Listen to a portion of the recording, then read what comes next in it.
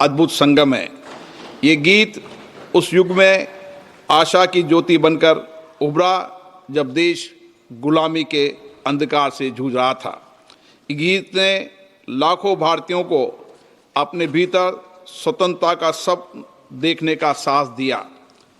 असंख्य स्वतंत्रता सेनानी फांसी के तख्ते पर चढ़ते हुए और गोलियों का सामना करते हुए, यातनाओं को सहते हुए अपने अंतिम क्षणों में भी वंदे मातरम का उद्घोष करते रहे और मातृभूमि के चरणों में अपना सर्वस्व अर्पित कर दिया। आज हम उन याद अज्ञात सभी वीरों को प्रणाम करते हैं जिनके बलिदान ने वंदे मातरम को केवल एक गीत नहीं बल्कि राष्ट्रीय संकल्प का प्रतीक बना दिया। वंदे मातरम की ऊर्जा आज भी उतनी प्रखर है जितनी स्वतंत्रता संग्राम के दिनों में थी। अतः मैं माननीय प्रधानमंत्री जी से अनुरोध करता हूं कि वह इस विषय पर अपने विचार सदन को साझा करें।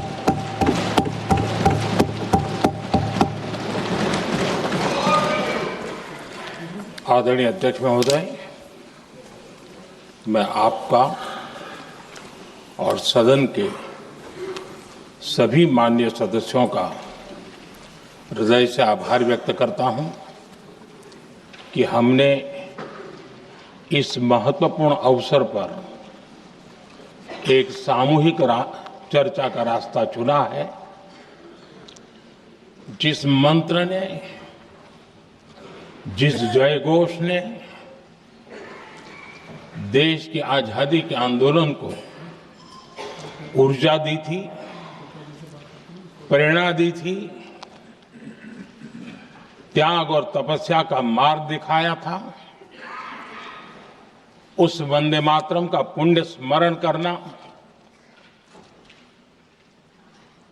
इस सदन में हम सबका ये बहुत बड़ा सौभाग्य है। और हमारे लिए गर्व की बात है कि वंदे मातरम के 150 वर्ष निमित्त इस ऐतिहासिक अवसर के हम साक्षी बन रहे हैं।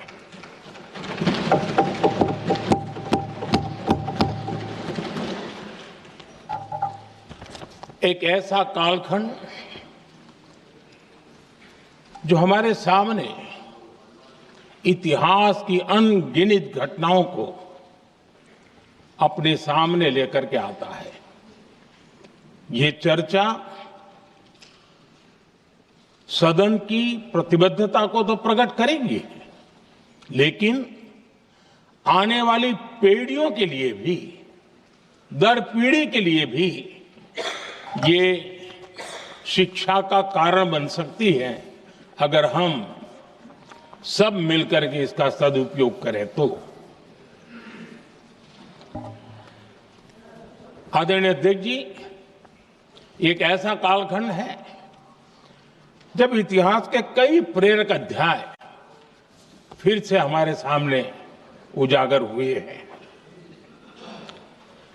अभी अभी हमने हमारे संविधान के 75 वर्ष गौरवपूर्व मनाए हैं। आज देश सरदार वल्लभ भाई पटेल की और भगवान बिरसा मुंडा की 150वीं जयंती भी मना रहा है। और अभी अभी हमने गुरु तेग बहादुर के 350वां बलिदान दिवस भी मनाया। और आज हम वंदे मातरम की 150 वर्ष निमित्त सदन की एक सामूहिक ऊर्जा को, उसकी अनुभूति करने का प्रयास कर रहे हैं। वंदे मातरम 150 वर्ष की यात्रा अनेक पड़ावों से गुजरी है, लेकिन आदरणीय अध्यक्ष जी, वंदे मातरम का जब 50 वर्ष हुए तब देश गुलामी में जीने के लिए मजबूर था।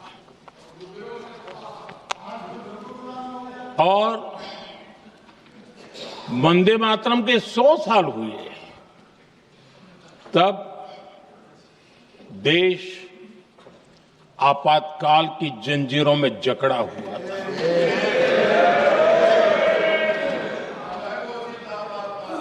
जब वंदे मातरम 100 साल के अत्यंत उत्तम पर्व था, तब भारत के संविधान का गला घोंट दिया गया था।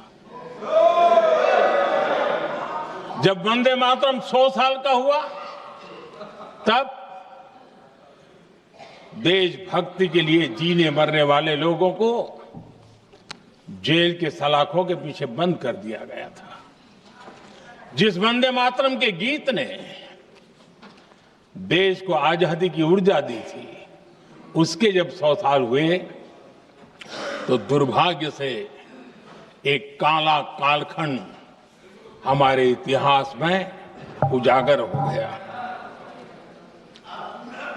हम लोकतंत्र के गिरोह में थे।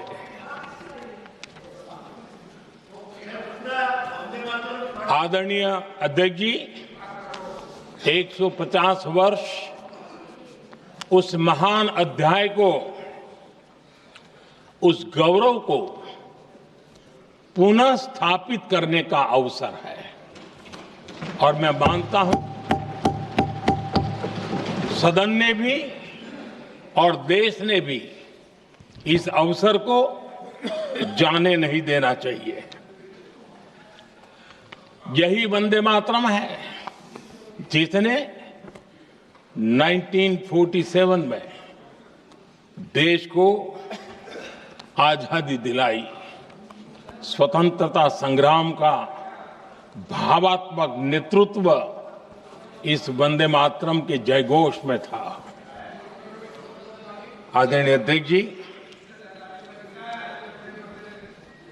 आपके समक्ष आज जब मैं वंदे मातरम 150 निमित्त चर्चा के लिए आरंभ करने खड़ा हुआ हूं, यहां कोई पक्ष प्रतिपक्ष नहीं है, क्योंकि हम सब यहां जो बैठे हैं एक्चुअली हमारे लिए रण स्वीकार करने का अवसर है कि जिस वंदे मातरम के कारण लक्षावधि लोग आजादी का आंदोलन चला रहे थे, और उसी का परिणाम है कि आज हम सब यहां बैठे। और इसलिए हम सभी सांसदों के लिए, हम सभी जनप्रतिनिधियों के लिए वंदे मातरम के रण स्वीकार करने का ये पावन पर्व है।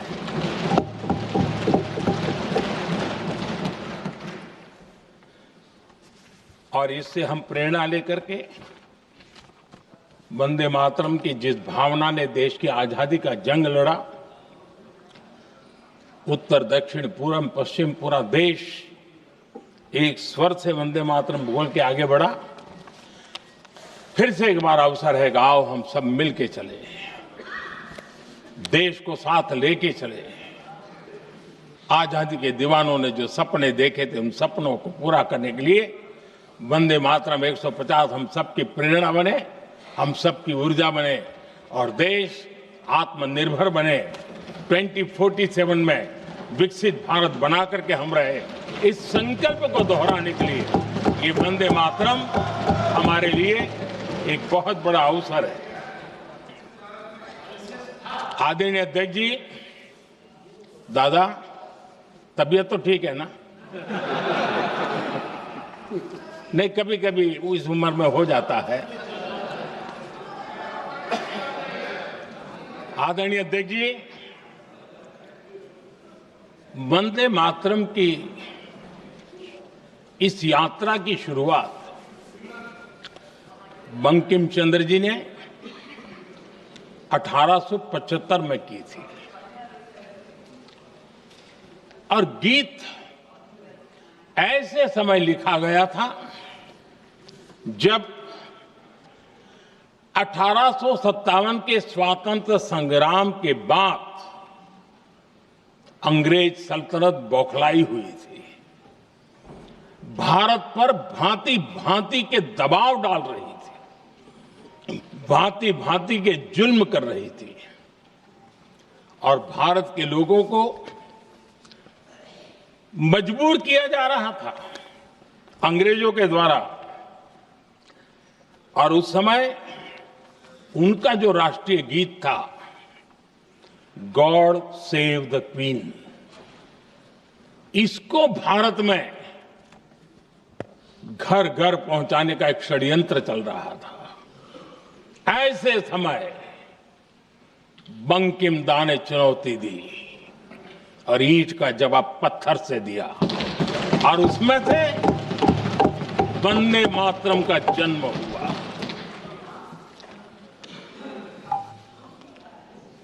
इसके कुछ वर्ष बाद 1882 में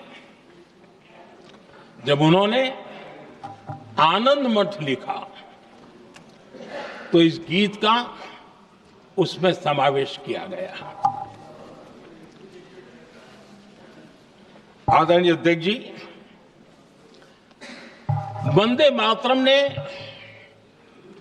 उस विचार को पुनर्जीवित किया था जो हजारों वर्ष से भारत की रग रग में रचा बसा था। उसी भाव को, उसी संस्कारों को, उसी संस्कृति को, उसी परंपरा को उन्होंने बहुत ही उत्तम शब्दों में, उत्तम भाव के साथ वंदे मातरम के रूप में हम सबको बहुत बड़ी सौगात दी थी। वंदे मातरम ये सिर्फ केवल राजनीतिक आजादी की लड़ाई का मंत्र नहीं था। सिर्फ हम अंग्रेज जाए और हम खड़े हो जाए, अपने राह पर चले, इतने मात्र तक वंदे मातरम प्रेरित नहीं करता था, उससे कहीं आगे था। आजादी की लड़ाई इस मातृभूमि को मुक्त कराने का भी जंग था। अपनी मां भारती को उन बेड़ियों से मुक्ति दिलाने का एक पवित्र जंग था।